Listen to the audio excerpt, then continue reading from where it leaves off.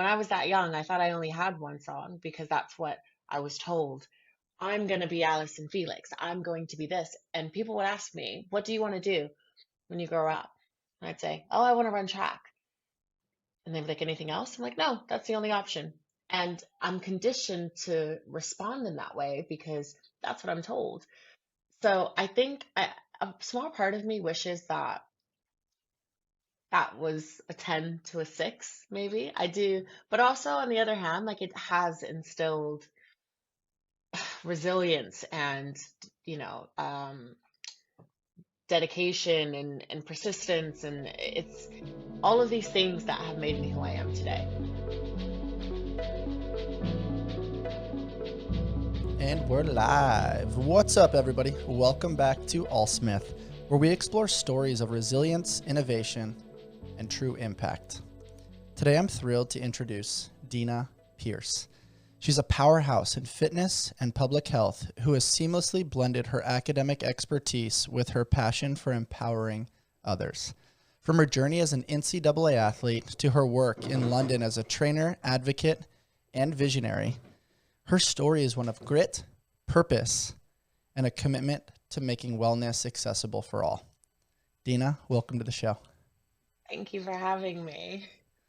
I'm excited to unpack your story today. And, you know, we talked a little bit offline around just where's the root, right? Where do things start? Where do they begin? What's the ideology and where does the passion start from? For you, and for our listeners, you know, they just heard this incredible intro of the amazing things you've done in academics, athletics, and now navigating the fitness space out in the UK. Where did your original passion kind of start from within the world of athletics? I started very young. I've always been quite a busybody. I just needed something to do. I had a lot of energy and I needed to place it somewhere. And I think my dad he always wanted a athlete kid. So from the time I could run, jump, skip, he put me in so many different sports and really just tried to see what would stick. So I have this vivid memory of me being in a basketball game and I'm on the court and I'm running the wrong way down the court and I make the shot and I'm so excited and my dad is like, "No, that's the other team." And it was the last basketball game I've ever had. Um, but he realized how fast I could run down the court. So he said, maybe we'll put her in track. And from there, my journey started really young. I think I started when I was 7. Wow. And um, yeah, 20 years It's crazy down the how road. like sometimes the wrong thing unlocks potential for the right thing. Like going Oh, backwards, like what's that famous quote? Like the only way you shoot an arrow is by pulling it back and then launching it in the other direction. And it's kind of cool to hear that story. I did not know that about the basketball experience. yeah, and that's funny you say that because I'm a firm believer in everything that you do. A lot of times you get there by doing the wrong thing, and Hmm. you get there by wanting something so bad and trying so hard for something else, and then something comes out of it. But to be honest with you, I never really wanted to run track. I did it because my dad wanted me to do it. I did it because, it brought me community and friends and I got to travel with it, but I knew that it wasn't really my passion. I can't Hmm. say that it ever really was my passion. It was forced passion. That's fair. I'm excited to understand that a little bit better, but going back to that concept of getting to the places that maybe we're meant to be by doing the wrong thing. Mm.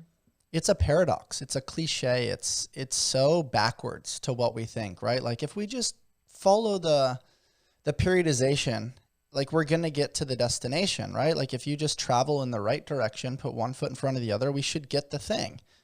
It Yeah. doesn't really work that way. Life's kind of messy. You flip, you twist, you turn, you go the wrong way like 45 fucking times, and then you're eventually like, oh, now I sort of figured it out.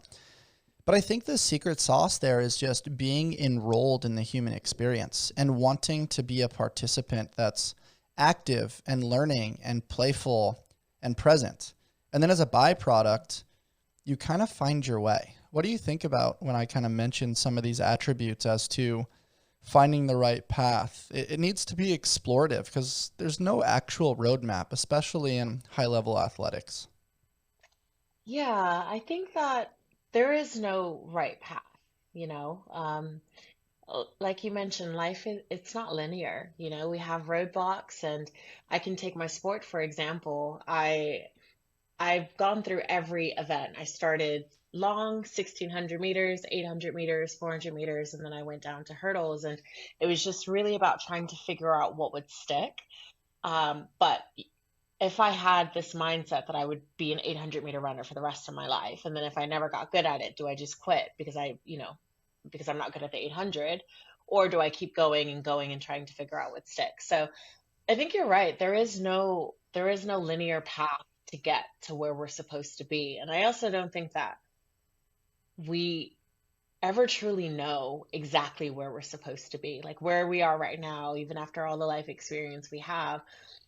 I don't know. I guess I won't know until I'm on my deathbed. And I'm like, ah, Hmm. maybe that's where I was supposed to be. Hmm. But yeah, it is about trying different experiences and in really enjoying them and putting your heart into it. And if it doesn't work out, then you know that that wasn't in your plan, Yeah, and you move totally. on from there. I say it way too much, but I just can't help it because it's so fitting for right now. But it's a mystery looking forward, but it's science looking back. And I think when you're in it and you're pursuant and you're trying to improve, and, it sounds to me too like, most of us are craving some sort of love, validation, appreciation, maybe to be seen, heard, and understood. And it sounds to me that by the recognition that you received from running fast in that particular instance in basketball, that seems to be a pivotal or a core memory for you, unlocked this reservoir of potential that you're like, okay, originally I didn't want to do this. I did it because my father saw something in me but that maybe I didn't see. It allowed me to feel loved, safe, and secure. But then it unlocked, like you said, community, friendships, life lessons, opportunities, and open doors or different levels within the video game of life that kind of gave you a little bit of like a upward trajectory that you're like, hey, I'm kind of good at this. Maybe there's some sort of genetic predisposition, but I'm going to ride this wave because I have this inner song that maybe is supposed to be sang, but I'm not really sure I love it, but I'm good at it. I love that. Yeah, exactly. I have this inner song that I know is supposed to be sang. Ah, that's incredible. I think just can we touch on that for a little bit? I think a lot of us feel something inside. We feel Hmm. passion. We feel like we should be giving something to the world. And we stop ourselves from it because it's not perfect or because we don't know what the journey looks like. And I think I'm very much someone who is happy for it to not be perfect. I'm happy to fail. I'm happy to try and see if I can get that out. Because every time I ignore it, that song is still singing. It's still there. It's still like, Deena, you can do The more. Deena, volume this is what you turns want up a to do. little bit until you're just like, I have to go do the thing. Yeah, yeah, it's very strange. Like we can't trick ourselves. We can't trick our brains into thinking that we can forget about it because it always comes up. Have you ever, one of my favorite books, it's called The Body Keeps the Score. Have Wonderful you, book. I've read it a few wonderful. times actually. I've learned those lessons the hard way, unfortunately. Every time I see someone on the train reading it, I always interrupt them. I'm like, how are you enjoying it? Hmm. Um, and obviously, that's around trauma, but I think it can go the same for joy. It goes the same for the same concept for having a passion about for life or a specific something that you want to do. You can hide it all you want, but it's always going to come out in different ways, ways that Hmm. we'll never realize. I like the way you said that. There's something that comes to mind here around like thinking versus feeling. We can think a certain way. We can try our best to like fake it till we make it. Mm. But my mom said this back in the day. She was like, there's a few things that float to the surface that you can't hide: the sun, the moon, and the truth. And when you have this like truthful song that lives rent free, not just in between your ears, but in your heart and soul, it's like, I think humans biologically are predetermined to seek the things that like light their heart on fire, and they don't really know what that is until they get that first taste of it. And then when they get the taste, they're like, okay, I found what works. I'm going to do more of it. Now I want to play in this space for a while. And I think the difficulty there is we think that that's going to last forever. Oh, I'm going to do that thing, or I'm going to be in athletics, and I'm going to, that becomes the identity. But I think the only thing that's permanent with this is within this human experience is impermanence. So then realizing that like we do have variability within the chapters and the seasons, and the songs may change. It's not always the same song. We're going to have new iterations or upgrades along the way. And that's what I call like upgrading our operating system. And so when you were young and you just tasted, okay, I'm fast. Okay, I'm getting some love from the community. I'm getting some love from my family and my father. What was your first introduction into track and field? Did you hate it right off the bat, or were you kind of open-minded? I loved it when I first started, um, just because I love being around people. Mhm. I I kind of came into this world. So just to give you a little bit of a backstory, I was adopted when I was about 4 years old, Okay. and I came into this whole new world of being from home to home to then being given everything, being in a big home with parents who love me in Orange County, and I'm going to school and I'm seeing all of these normal kids. So for me, anything that involved community, uh, some form of normalcy, I I loved. A So sense of belonging. absolutely, absolutely. I think that I just wanted to connect to something. I wanted to have an attachment to something because I didn't have that when I was younger. Um, so when I started running, I love that I could pour my heart into something with other people, Mhm. and I knew that I had a home to go back to. So I think in that sense, it could have been any sport that I did, whether I did love basketball, even though I was terrible at it. If I did soccer, I probably would have loved that. It was just being in a room with people who are doing the same thing that I'm doing, and I know that Mhm. they're not going to leave. So saying that, I think I had for the first few years, because I loved it so much, I was really good. I went to the Junior Olympics 3 years in a row when I was younger. It's Wow. kind of like Huge it's accolades. That's cool. huge. I mean, the Junior Olympics. I mean, I don't have anything to show for it, but it's basically everyone from, and it's only limited to the states. So Mhm. you have different teams from different states, and you go through competition, and then you get to the main competition, and we fly to some states. So honestly, the name sounds much bigger than what it is, but I was really good then because I enjoyed what I was doing, and I enjoyed being around it, around the like-minded people. But then my parents put a lot of pressure on me because they saw how good I was. So instantly it was, you're going to be the next Allison Felix, and you're going to have your college paid for, and da da da da. And it was just, I was like, whoa, I just want to run with my friends. Like, is this okay? And from there, like I think that's when my relationship with it became complicated Mhm. because I knew that I was doing it for them. I knew that I, everything had weight. I couldn't Mhm. just go and run and lose and be okay. Now, if I lost, I'm being lectured, or I have to hire a physio because something's wrong. Something must be wrong with my body if I'm not winning. And Mhm. it's a lot of factors that came into play, which changed my relationship with it. I can Um, very much relate to that from the basketball background, where early on it was just so fun to be playful and explorative, and extreme competition, smack talking, watching the weight distribution. You go this way, I'm going to go that way, or if I look this way, I can pass that way. And it becomes over the course of time like the expectation, oh, you're pretty good at this thing.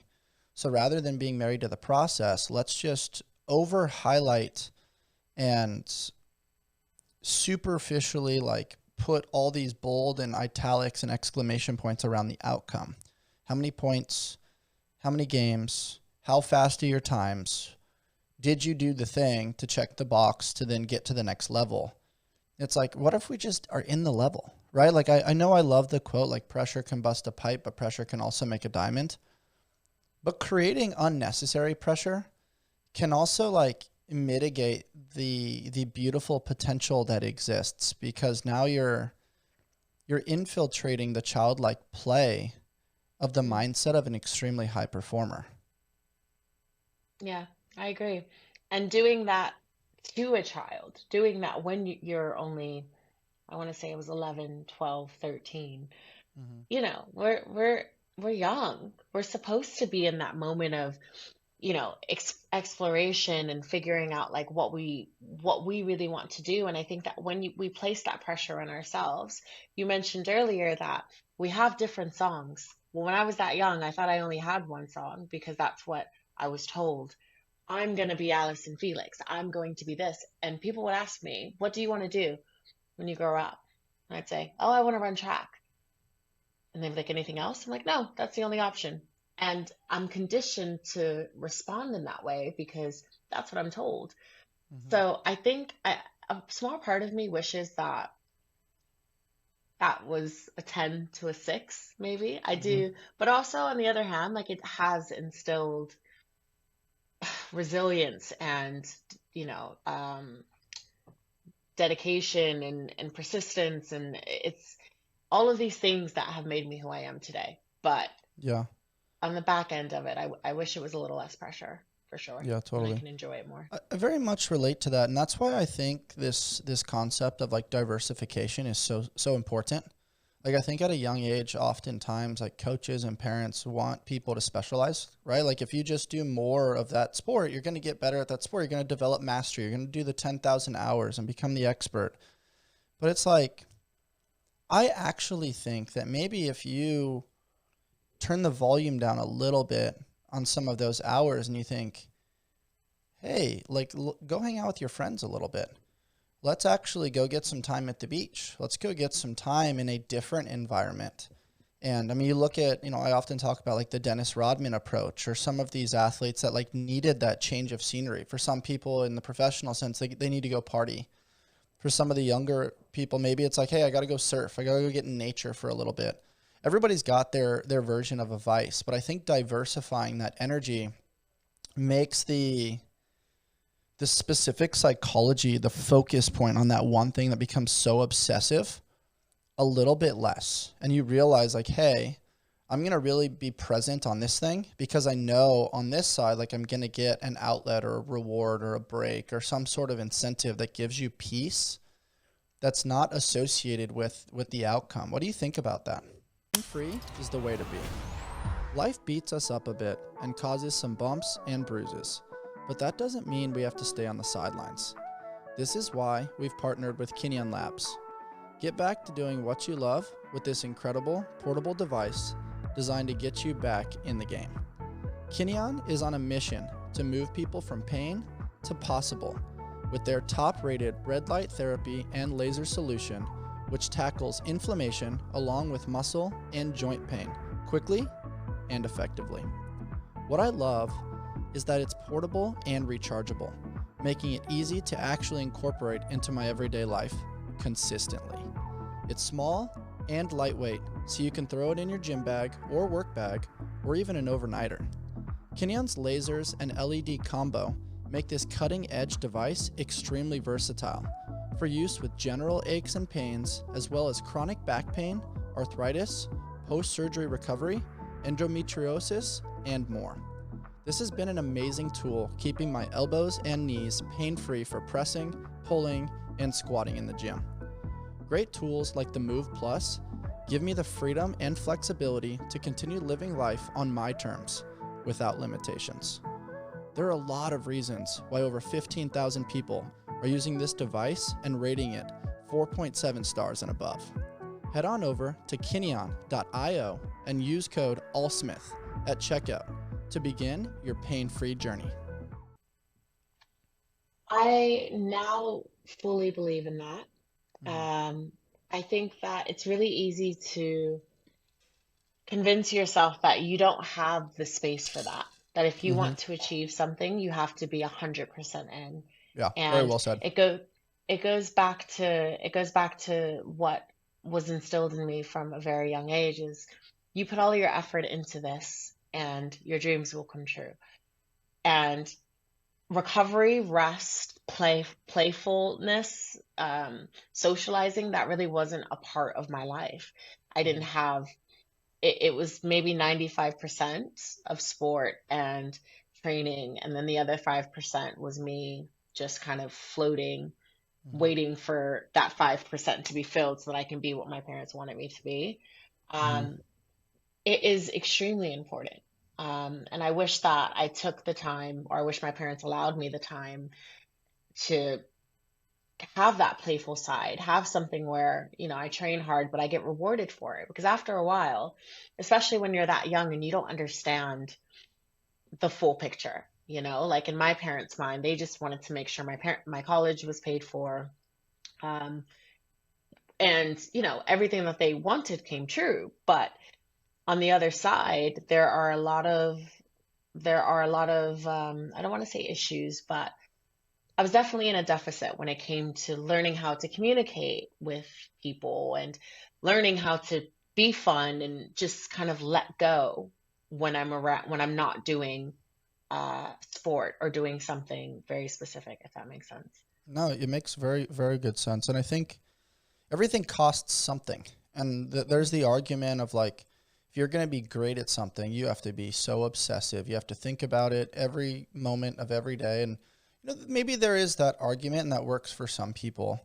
And I was definitely that way. I was like, oh, if I'm not playing basketball, I need to be running the stairs. I need to be in the sand dunes. I need to be at the in the weight room. I need to be getting shots up. Like I can do things that are low impact, so I can watch film. Like it was nonstop of like how much juice can I squeeze out of the potential orange until it got to the point of like diminishing returns where it was not fun anymore, where maybe Mm, my energy expenditure, my effort was a little bit less because of stress fractures or chronic injury or just simple burnout of like, who am I if I don't score the points? Who am I if I don't do the sport and I go to the holiday party and, I'm not the professional athlete anymore? And people are like, hey man, like, what do you do now?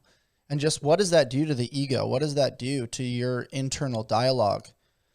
And you you're not attach your relatable because people don't understand the hours and the time commitment of self-talk and personal motivation and the food sacrifice and the emotional sacrifice and the social sacrifice. But then you get into the real world and like you feel like a black sheep. Nobody gets it. You can't really connect with them. You kind of are one dimensional. You can only talk about like the one thing. mm, But that effort is what made you great. So it's like, how do you now deconstruct? If this worked, why would I change it? Because it works until it doesn't work anymore. And then you have this like self internal conversation of conflict of like, wait, it worked until now. Why doesn't it work anymore? Oh my gosh, what do I do? Who do I seek advice from? These people want me to keep doing the sport because I was so successful at it, but like something about me feels like I have this other chapter, this new song to pursue or produce. And it's confusing. It's lonely. It's frustrating. And it unlocks all of these different emotions that you just have to like endure it. And I've spoken to so many professional athletes and Olympians, and like it creates this identity like clusterfuck that you're like, who am I and what am I doing here? And it's tough. How have you navigated some of that? And have you had mentors or coaches or therapists kind of help guide you through? I have had a different experience. I Mm. remember so I went to Cal State Fullerton. It's an NCAA, and the training for NCAA. Well, I mean, the training for any sport, it doesn't have to be NCAA, but the level that I was competing at required us to be very, very fast. So the training was crazy, the mental, physical, all of it. And it was my entire life. And not because I had a passion for it, but because I wanted to keep my scholarship. And I knew that if I didn't produce results, I'd have to pay for school myself. So I was fully I was fully immersed in this world, and that's all I knew. I woke up every morning, I was checking people's times. I'm sure you know this, but for people who maybe haven't done um, college sport or professional sport, it is a full-time job. You know, we lift in the morning and then we eat and then we take a few hours break and then we train and then we get therapy, physiotherapy after, and then it's just so many different parts to it, right? So doing that for 5 years, I remember my last year, I had to get surgery. I tore my meniscus and I had to get Mm. surgery. And they said you can either get the surgery now, or and you'll recover within 6 weeks, or you kind of just let it be. Meniscus is one of those things where a lot of people have the tears and you don't necessarily need surgery. So in my head, I thought, well, I'm going to get the surgery now because I want to compete this year. I don't want a redshirt. So I did it. And I remember coming back from injury, just not having that hunger, that drive. I just remember I was so excited to live and for it to be done. Like I just wanted to be done with it. And I still trained. I trained really hard. That didn't go anywhere despite how I felt about the sport. Um, and I remember getting to my last race, and it was the race that would have advanced me to conference finals. And then you get to conference finals, you go to regionals, you go to nationals. So it was I want to say step 3 out of 5. And after the race was done, it was such a liberating feeling. I was like, I'm done. I'm not track Deena anymore. This isn't my life anymore. Like I can go and have a beer. I can go and, I don't have to wake up at 6 a.m. and go to the weight room. Like I can just do, and I remember feeling guilty because I thought, surely there has to be some sadness or, some feeling of loss. But I felt nothing but joy. I was ecstatic. And I remember getting in my car and I drove home and I was like, okay, now what? Like, and I just wrote down like things that I wanted to do. I was like, I know I want to go back to school. Um, I was thinking about possibly going abroad, not to London, but I wanted to go to Italy and learn art, which is crazy to me. We're not going to get into that. But all of these different things I've never thought about. All ever thought about was track. So for me, I never really had, it wasn't so much a sense of loss or who am I? It was more of, okay, who am I going to be under my terms now? I've Mm. always I've always competed under somebody else's terms, whether that be my parents or I'm binded by a contract, by scholarship. And now I thought, okay, whatever I do from this point on is my decision. And almost felt like it was going to be easier for me to fail. When I failed in college, I was so disappointed in myself because I thought, well, I'm letting everyone else down because it was their passion. I'm letting my parents down because they want me to do this. I'm letting my parents down because I may lose my scholarship. And then now when I fail, I know it's because I chose this. It's what I want for myself, and I'm okay with that. And then I can try something else. I don't feel stuck.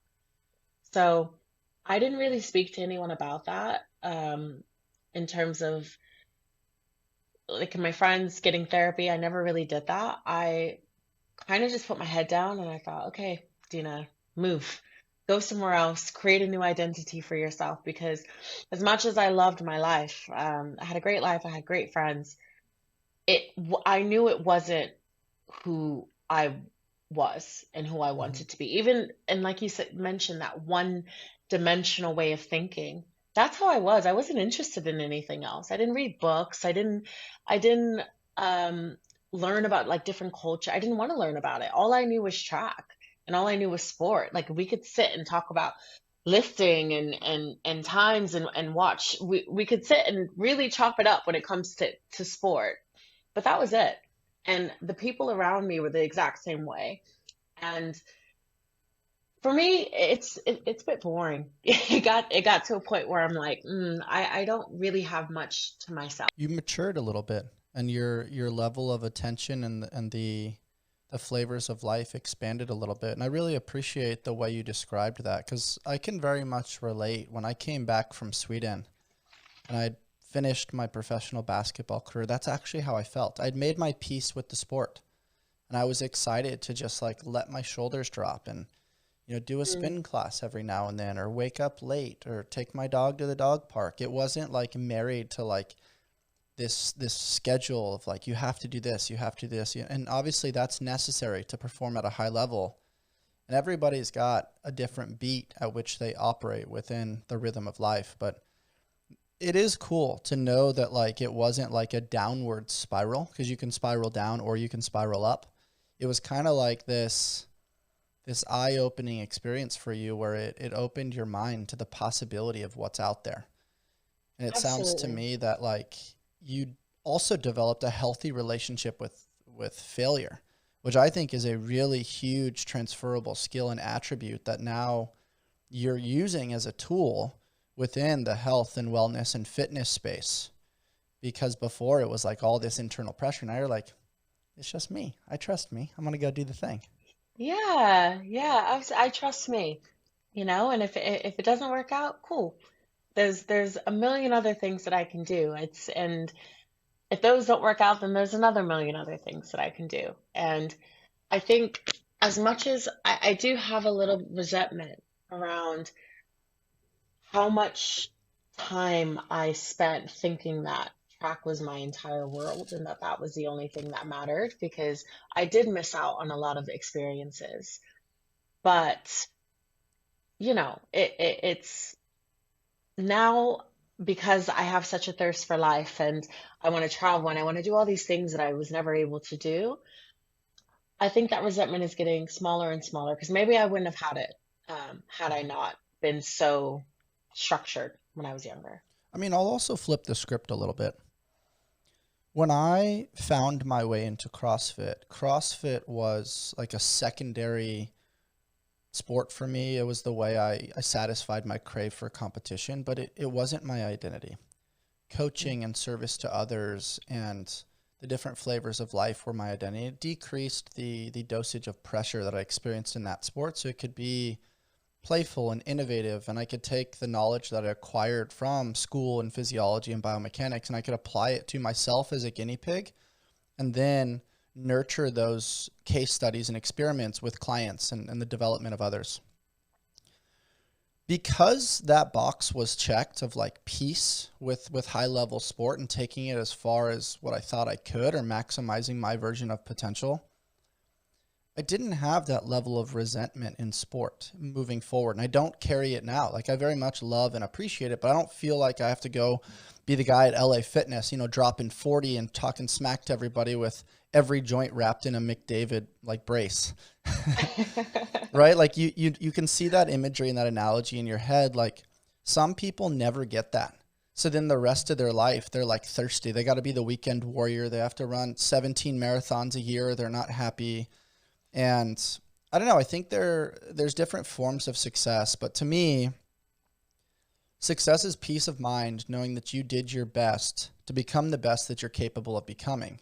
And then the other side of that, you can let your shoulders drop, as I said before, and you can be in and enrolled in a part of the human experience and really tasting the flavors and viewing the sunshine and looking up every now and then, rather than just being so focused on how fast your feet are meeting and moving in order to get to the next destination. So it sounds to me that you found a level of peace in this next chapter of life. I'd like to say so. It's turbulent. Mm-hmm. Uh, Which is it's honest. us. Yeah, I, especially living here in London, I hate to do this, but the weather, it really takes a toll on our mood. So right now, it's gray most of the day. It's cold, it's rainy, it's dark. It's dark when I leave for work. It's dark when I come home, and it does affect me. So I start to overanalyze where I am, like, in life and what I should be doing when I'm uncomfortable. And it's Mm-hmm. something as small as, not small, but something as minor as like me going outside and the weather, it's gray. And then I'm like, well, Dina, you wouldn't have to do this if you had another job. Or maybe, if you woke up at 9 a.m. and had a corporate job and or 9 to 5, like you'd get more sun. And I really get into my head about these things. And I realize, obviously I do come to a conclusion that I am very blessed and I'm exactly where I need to be. But I wouldn't say that I'm at peace all the time. I still have, Hmm. I still much definitely have, yeah, I question myself a lot. I question if I'm doing the right thing. Um, and sometimes I feel like I'm not, and then I berate myself for it, and then I have to come Hmm. out of that. So, but then I'll have periods of peace where things are going well, and I have a reflection like, wow, this is life. I'm alive. I get to do these things, and how incredible is that? So, yeah, I guess it's just about finding balance. Your level of honesty is very impressive to me, right? It's easy to speak cliche on a podcast and say, hey, everything's positive all the time. I've got all this level of success and notoriety and I'm doing the thing. But that's part of being a human. It is Yeah. peaks and valleys. It is, finding your way out of ruts. It is emotional management. It's perspective architecture. It's striving constantly to find some semblance of homeostasis.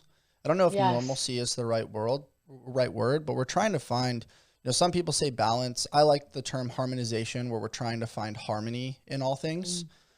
And I think you're well on your way. And what I'm curious about is, after you concluded your high level career and you were kind of brain dumping, right? Like you took everything in your brain, you're like, hey, I got to get this down on paper. I got to kind of create a psychological roadmap for all the things that are pulling my interest right now. What came next? What did you do next in your life, and how did it ultimately lead you towards a job experience in the world of fitness?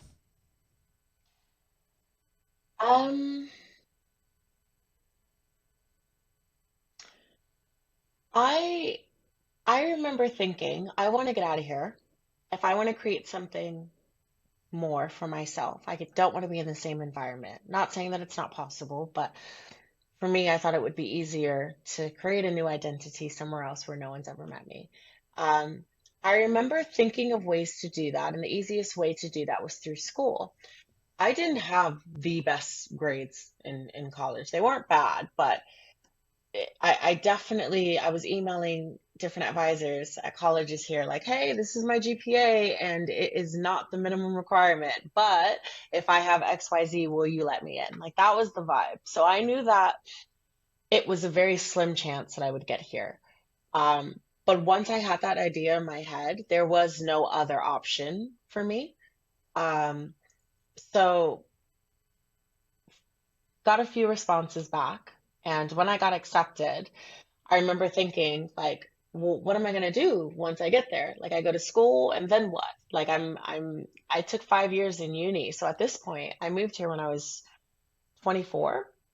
So in my head, I thought, well, shouldn't I be in a job by then? Like when I was younger, I thought I'd have a job and kids and a house. It's so funny now I'm thinking about it. Like I just thought everything would be sorted by the time I was 25. So I was taking myself back to this, and I just told myself, just try. Like, you don't know exactly what direction you want to go in. You don't know if you want to go back into sport. Well, I knew I didn't want to compete, but I didn't know if I wanted to work in that environment. I didn't know if I wanted to maybe do my master's and then my PhD. It was so many, or just take a gap year and travel. Well, does a gap year count if you're going from undergrad to master's? I don't think so. But so yeah, I remember getting here and I was like, okay, well, I'm just gonna put all my effort into this first. I'm gonna do one thing at a time, one foot in front of the other. And did my master's and I started working at a gym just to kind of make ends meet. So I was doing my dissertation. I was working front desk at a gym and I was doing my dissertation on shift. And the first week that I worked there, I went up to the treadmill. We were able to use the facilities. It's Equinox. I think there's definitely Equinoxes around Yeah, yeah. California. They're all over the So place. I went up to do a treadmill workout. And my boss comes outside. His office is right behind the treadmills, and he comes outside, and I can kind of like feel somebody looking at me. And I stop and I like turn around, and he's like, "We got to get you on the schedule." I was like, what do you mean? He's like, well, we're going to train you up to coach people, like to be a run coach. I was like, well, no, that's not something I really want to do. Like, I don't really, I kind of just come out of it. And he's like, well, think about it. So, I want to say like a few days later, I messaged him back and I was like, well, if you can train me up, like it's worth a shot and I need the extra money. It was a lot more money than I was doing for a desk. And then when I started training for it, I realized, wait, I like this. Like I like being able to kind of facilitate and direct a room, and I like being in charge. Like I like telling people what to do, but I also like making people feel good. And it was the first time where I really felt like, okay, I'm doing this.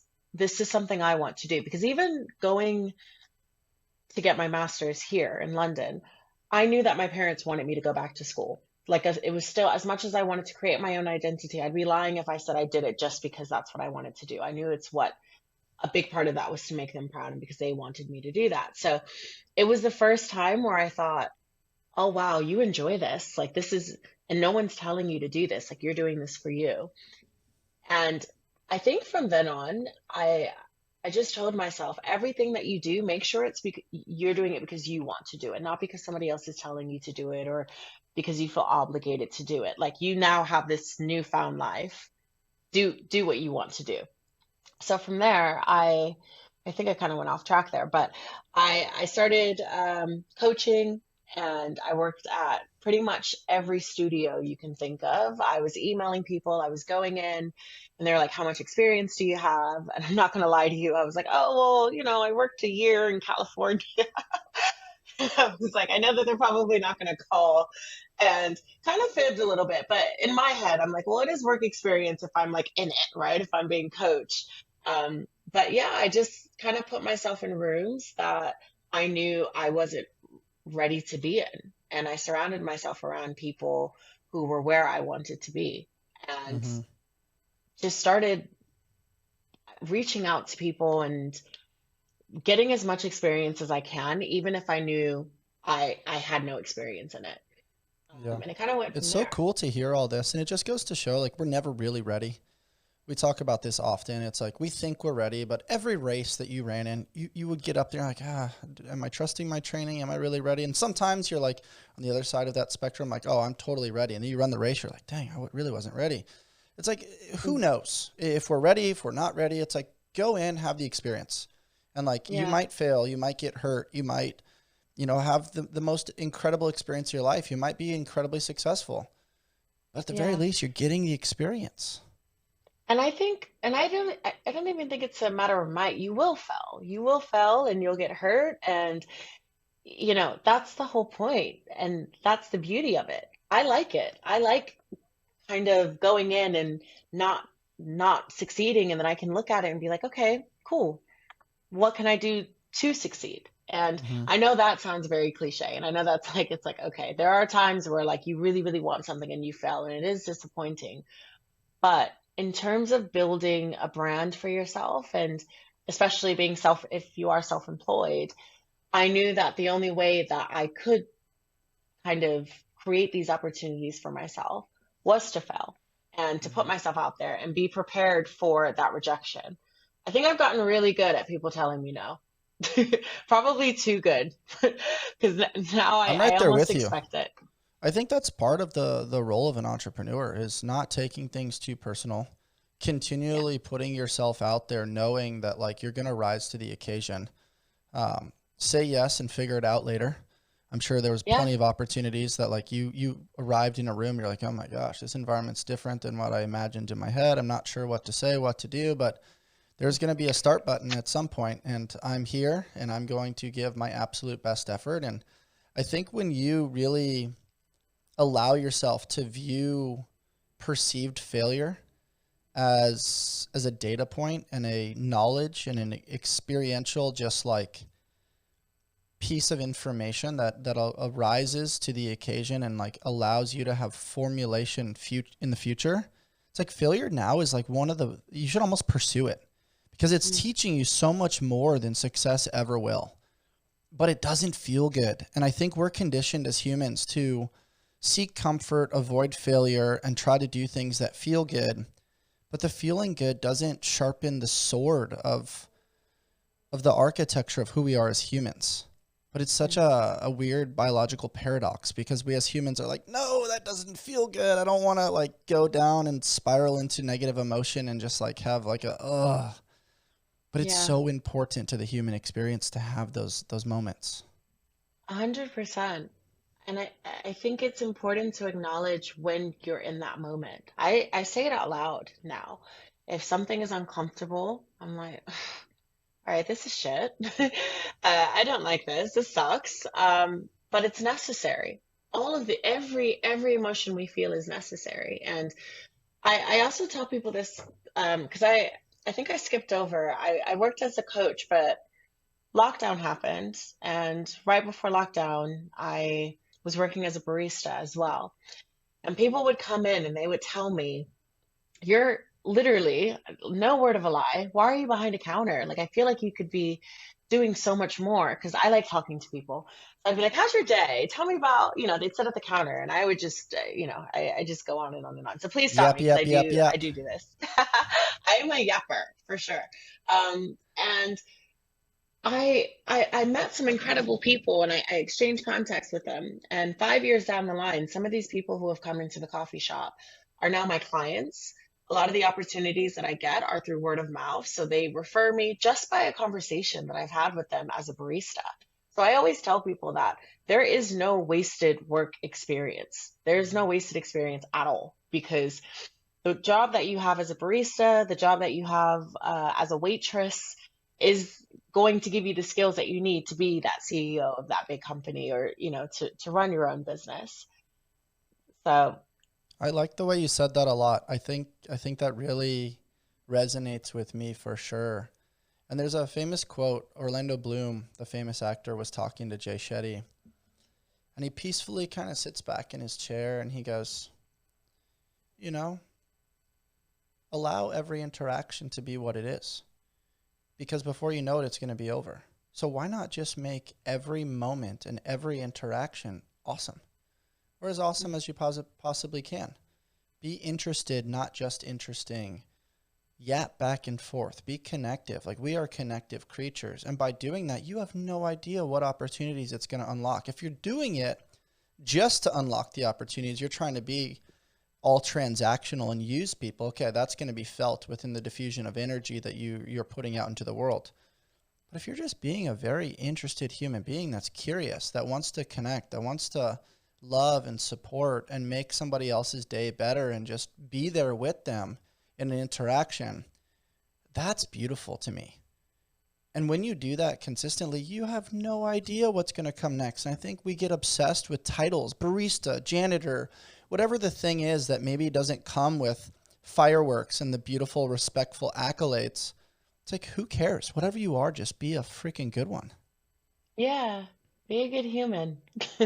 That should be that should be all of our jobs. That is our Yeah, job. totally. Be a good human and be kind to yourself, be kind to other people, and the rest will fall into place.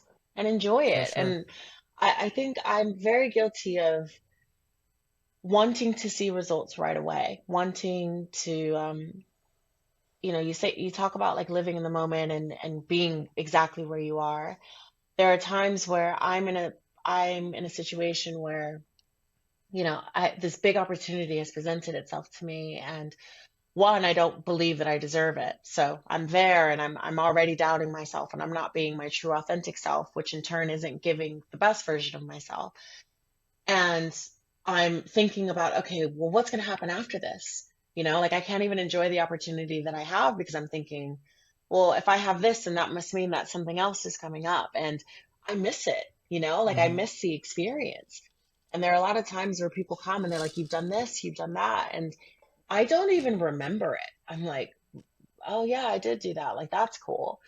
And that's sad, like we want to like that's the whole point of moving through this life is creating those core memories. But I'm so focused on what's next and what the bigger picture is that I get lost and I forget to just enjoy it, For whatever I'm sure. doing. I want to So share a story with you. I had a pivotal moment in relation to exactly what you're saying. I just finished my CrossFit career, and I was hiking, and I read the book. It's called The 12-Hour Walk by Colin O'Brady. And he literally talks about telling his wife he was just going outside for a walk. He puts his phone on airplane mode and he just goes for 12 hours. And people make fun of him now. They're like, bro, you started a whole business and a whole life from just going for a peaceful walk. And now he's a keynote speaker. He's got TED Talks. He's got other books that have been unlocked. And the thing that's so interesting about this is I was like, you know what?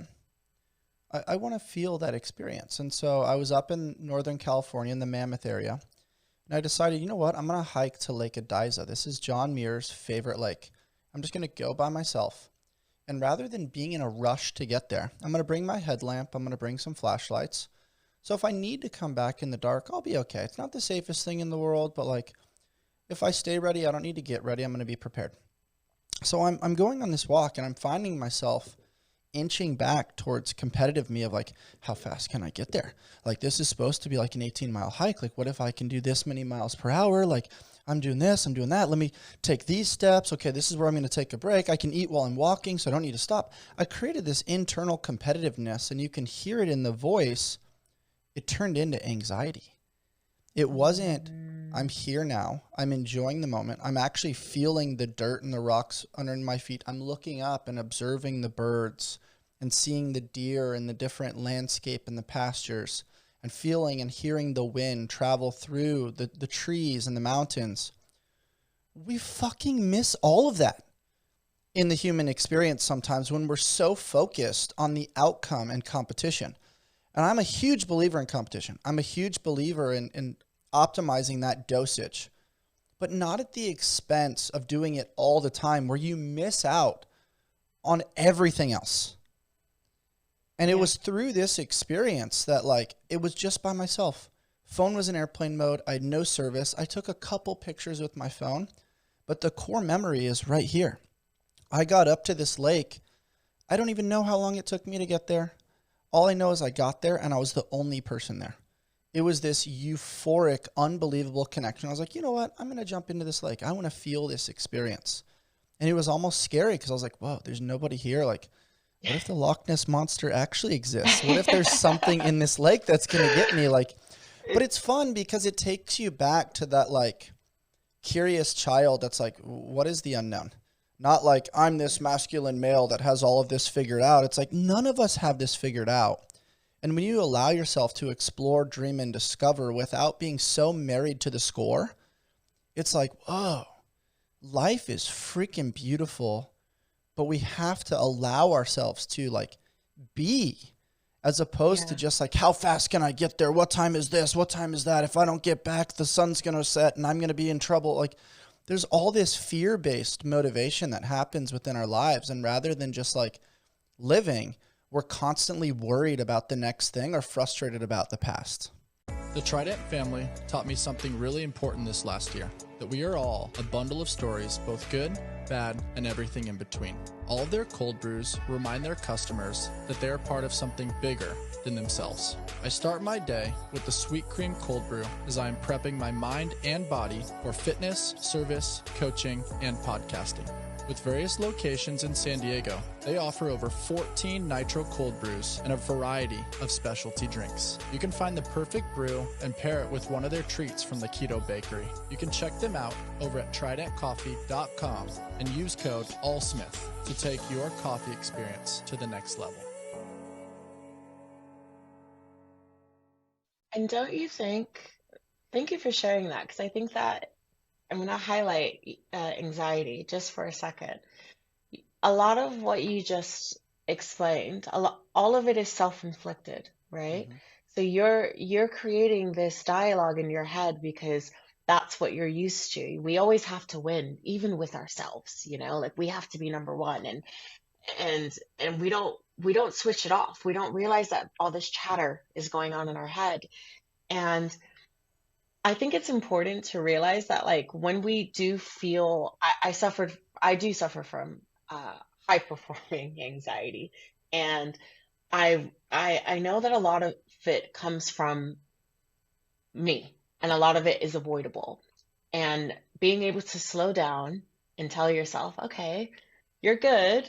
You can relax. You can enjoy this or not enjoy it, but you don't have to add to it. No matter what this, as in, if you are in a negative situation, you're a lot of times we make it worse. Or if we're in a positive situation, a lot of times we're adding negative things to it because it's almost like we're self-sabotaging ourselves. Like you would have self-sabotaged your experience going up to, or you were self-sabotaging your experience going up that hike. And then imagine if you wouldn't have taken yourself out of it, you wouldn't have created that core memory. No Your way. your your experience or the way that you speak about it would have been completely different. You would have thought, oh well, this happened and this happened. I'm sure there are things that happened on that hike that I would find annoying. Like, oh, I stubbed my toe. That probably happened to you and you didn't even realize it because you're in a completely different frame of mind, and Hmm. it's all self-inflicted. No, I think that's It's very well. I think it's very well said the way you're articulating that. And the other thing that's so interesting is that it is self-inflicted, but it's subconscious based on a validation or reward system that was ingrained as young kids. You'll be mm, loved if you score the points. You'll be loved if you get the time. And when I say loved, I don't mean just from family and parents. I mean like, love in a broad and inclusive term of validation and high fives and accolades and higher on the ranking systems and in newspapers and all over, internet and people taking social media things, giving shout outs. Those things feel good. yeah. But I think we need to feel good by ourselves, with ourselves, and pursue our peak expression in a way that feels right for us. And sometimes that is all gas, no brakes. I'm focused on this thing. But being able to separate from that and slow down on occasion with the internal confidence of like, oh, I can turn it on when I need to because there's proof of concept and I have the lifetime reps to then do that. But there's this, like you said, self-inflicted internal anxiety, and I do this still that I have to recognize. Like yesterday, I'm doing a set of squats, and it's like I had in my mind, like, hey, I'm going to do this weight for a set of 8. Well, I got to 7. I was like, I can get to 9. If I don't get to 9, is it going to bother me the rest of the day because I was capable and I didn't live up to my human potential and I sacrificed that extra rep? Or am I skipping over and just kind of going through the rep as opposed to getting like a good quality rep with some great muscle contractions that allow me to live in that space and get a better rep as opposed to more reps? But what comes to mind there, which I think you'll relate to a lot, everything that's measured doesn't always count, and everything that counts isn't always measured. And so I ended up doing the 8th rep because I felt like I needed to have discipline about the discipline. I created this narrative in my head of like, okay, I'm going to do the 7th and 8th rep better as opposed to 3 extra shitty reps to get to that 9th rep. And so it's an Mm, interesting psychology that we start to play with. And you can argue that maybe it's a little paralysis by analysis, but it's like 9 reps is measurable. Me getting a higher quality rep, unless I'm hooked up to an EMG in a biomechanics lab, nobody gives a shit except me knowing internally I was so present on that rep and I made that rep really good. mm. It's an interesting thought process that I'm sure you can probably relate to.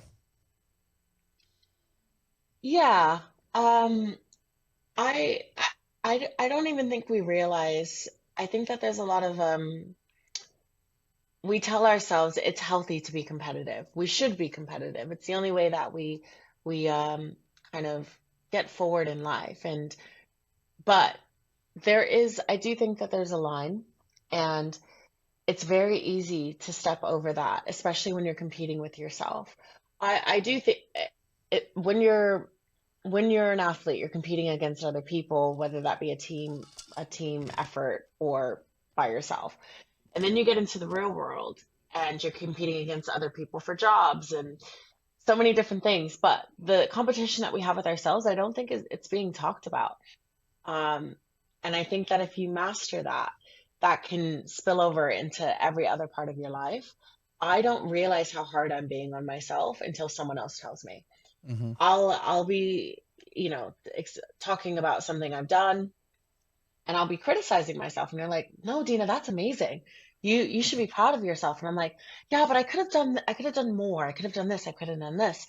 And now I'm overlooking the accomplishment. And that's the competition with myself. And I'm losing against myself. So for you to be able to kind of check in and be like, well, Bryce, do I need to do the ninth rep, or can I stick to the plan and just do it a little bit better? So you're compromising, right? Mm-hmm. You are adding more effort and energy, but you're still sticking to what you said you would do. Mm-hmm. I would love to get that level of balance. I can't say that I have it. I because I say that I'm happy to fail and I like failing, but I am very hard on myself, and I do have these. I speak to myself in a way that I wouldn't speak to my best friend. Um, if I spoke to my best friend like that, it would be abuse. Mm-hmm. So I need to find, I think once I find that balance, a lot of things would move smoother, but we move. No, I love the way you said that. And I think there's so much that comes to mind. The first one is it's a game within a game, right? Like we're playing this internal game with our dialogue, with our self-talk. And then it is cool to communicate these things in a conversational strategy to people within our circle, because it shifts our lenses. It gives us a unique perspective. And rather than us just seeing it from our point of view, being able to see these different perceptions, which then allow us to maybe flex a little bit of grace for ourselves of, oh, wow, I didn't actually see it that way. That's actually pretty cool. And I appreciate, you giving me that set of lenses, because I was being so hard on myself for X, Y, and Z reason. And that's why I really do believe that a huge component of high performance and longevity really is that communication strategy. You talked about it from the beginning. You just wanted to run with your friends, right? And like, I Yeah. just want to talk to people that have done amazing things within the world. And I think there's something to this human experience that's so special around connection and creating an energetic vibration on the unique experiences that we've all had in different fashions, different arenas, different landscapes. And I think what you've done is very cool. And the other thing that comes to mind is we have a slogan with ALLSMITH that is, stay on the hunt for who you've not yet become. And what's beautiful about that is you're still becoming, right? As am I, as is everybody that's a guest or a consumer of this podcast. We are always becoming. There's something really special about that that's not always associated with the title. We're becoming in the pursuit of whatever our peak expression is, or whatever that end looks like for us. And there's something to that like really, I don't know if I've verbalized it appropriately or if I have the exact language for it, but there's something to that really, like, I don't know, it gives me goosebumps and gets me excited to try to unlock over the course of some of these conversations. Because you don't know what it is. Mm-hmm. You don't, it's everything is unknown, right? And you may have like an idea because you're driven and you're working towards something, but none of us really know what it is until we're in it. Mm-hmm. And just like, as you mentioned before, like the path isn't linear. We think that, we're working towards this and then we're on the complete other side of that. So it is exciting. It's exciting For and it's sure. unknown. What does your life look like now in London? What's your day to day, and what's kind of lighting your heart on fire right now? So I am all over the shop. I have, so I work as a PT and I work as a model, and I have virtual clients in the US, and I also have clients here in Europe. So my morning normally starts at about 5:30 a.m. I'll have 2 to 3 clients in the morning. My clients who live in Finland, Switzerland, excuse me. And then I teach exercise. I teach running classes, strength and conditioning, circuits, um, Pilates. I do all of it. I teach at different gyms around London. So throughout the day, I'm on tubes. I'm on a bus to get to a studio. Then I'm on another bus to get to another studio. I'm in transit all day. I clock about 25,000 steps per day. Oh my I'm on, goodness. That's yeah, awesome. that's a light day for me. If I do that, like my feet, if I clock about 30, my feet start to scream at me. But I'm yeah, that's sure. my average. Um, and in between that, I have my clients in America, New York clients who are 5 hours behind. So that my lunchtime is usually filled with them. And then in the evening, I go back to the studios and I'm teaching there. And then if I have a shoot, I have to take the full day off. So I'm traveling. I work for Technogym. It's a brand in Italy. And you know what's actually funny? Can I just touch on this? Mm-hmm. The power of writing things down. I knew that I wanted to be in Italy. I said that when I finished on my last day, uh, my last track meet. I pull up to my house and I just start saying things and writing things of what I want to do. And I said, I want to do art in Italy. And I remember laughing at myself, like, what are you talking about? Like, you've never been there. You don't know any Italians. And now, half of my job, I work as a talent trainer for Technogym, and they're based in Italy. So I fly into Bologna. I have to be in Italy 35 days out of the year on my contract, and we film workouts on apps and the machines, and um yeah, it's incredible. But how crazy is it that I said it once and never went back to the subject, and now that is my job. I'm in Italy more, half the time there and half London. So if I have a trip for them, I'm there 4 to 5 days. I have to take 4 to 5 days out of the month, and then I fly back and I have to catch up with my work in London. So my, I'd say that my work right now is split between London, Italy, and then Germany. Because a lot of What's in my, Germany? so I model for a lot of the brands like Puma. I may misquote this, but Adidas. They're based out of Germany. So they shoot out of Germany. So I fly to Berlin, I fly to Bremen a lot, and I'll be on set all day for like a 2 day shoot. Wow. And I fly back. And it's pretty easy for them because London is so, it's the beauty about being here. You can travel anywhere. You can pay £80 and you're somewhere else. Whereas Yeah, in Heathrow America, is you like a pay 80 massive airport and you can travel pretty quickly anywhere. throughout Europe. Yes, exactly. So my day to day isn't the same. I hustle. And then Yeah. some days I sound like I'm always on my feet, but there are some days where I have client cancellations. I haven't booked a shoot, and I'm just sitting there. And I get back into this negative self-talk like, Dina, you should be doing more.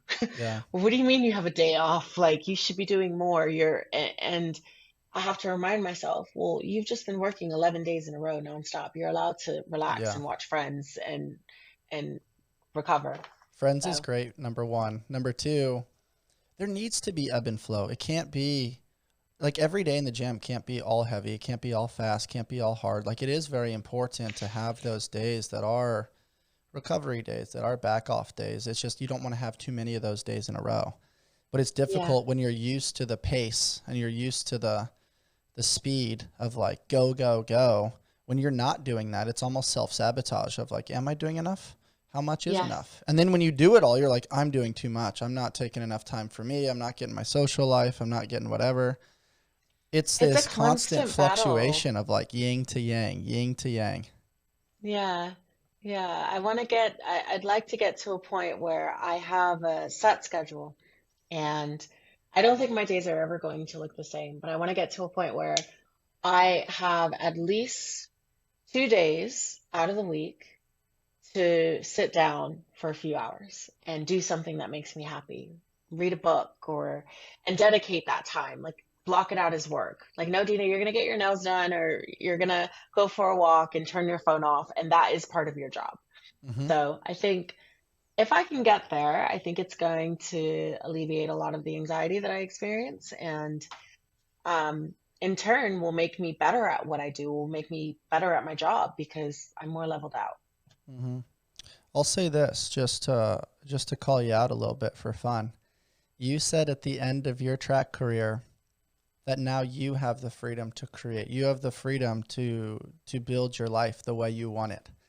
But we Yeah. become so conditioned to follow the rules of what everybody, the rat race, right? Like I want the gratification of this paycheck or this notoriety or even being busy but not productive, which I'm really guilty of. Mm, So my challenge for you is design the life that you want. You have the freedom. You have the ability to say no. And I think that I'm telling you the advice that I also need. right? Like that famous thing of like the best Practice coaches what you. typically like give the advice that they need to others. But then when we, find ourselves stagnant or in a rut, we're like, whoa, why don't we just coach ourselves the way we coach others? That'd probably fix a lot of our problems. I think we have the answer to most of our problems. We're just paralyzed. Totally. We're like in it and we know what we should be doing. Like I know that when I'm in my head about these things, I know it's wrong, but it almost feels good. I'm like, yeah, like just somebody's gotta yell at you if no one else is gonna do it, especially when everyone around you is praising you and they're like, you're doing this. And I'm like, yeah, but I need a little bit of, I need someone to tell me off. So I'm Yeah. gonna do it myself. But Well, yeah, hopefully I we was able to gotta, do that just now. If you you could did. have a message for the world, what would you share with them? I have a few. Okay. Um, I'll give you a few takeaways. I think learn how to say no. Don't you don't have to say yes to everything. And especially especially to people you think, how do I word this? Let me reword that. Be okay with saying no. It's okay to say no. Um, if you think it's not the right thing for you and you keep thinking about it and you keep coming to that conclusion, it's probably not the right thing for you. Even if everyone thinks it is, everyone else thinks you're crazy. If something in your heart is telling you no, it's not for you, walk away from it. And then if it was for you, you learn your lesson, you move on, and you try something else. But do what your heart is telling you to do. I think that would be number one. Um, Number two, don't be afraid of rejection. Rejection is good for you. You don't get to where you want to be by yeses. It's going to take 1,000 no's before you get that one yes. But then when you get it, you realize why everything else didn't work out. I think I'm so happy that I didn't get what I thought I wanted. Things that I prayed for, things that I so-called manifested. I was trying to manifest in my life. If I had those things now, I'd be fuming. That's not that wasn't in my plan, and I didn't see it right then. But be okay with be okay with not getting with what you want. Rejection's good for you. I love that. Leave it there. Those things definitely align, and I appreciate you sharing them. Deena Pierce, ladies and gentlemen, where can people find you? People can find me on Instagram. It is my last name and first name. Very easy. Pierce Deena. And I am starting a YouTube. Woo! And I believe that's Pierce. I think that's Deena Pierce. And that YouTube is just kind of me exploring, or I guess not exploring, what's the word for it? Me diving into different topics about being self-employed, being an American living in London, and just having a chat, just being someone that if you just need someone in your ear, if you think that you're going through an experience alone, chances are I've been through it or someone else has. You're not alone and you have someone who can help you get through that. I love it. I enjoyed our conversation today. Thanks for making the time and playing with the time shift all the way from UK. Thank you for having me. Ladies and gentlemen, if you enjoyed my conversation with Deena Pierce today, please rate, review, subscribe, and share with your friends. And as always, stay on the hunt for who you've not yet become. Until next time.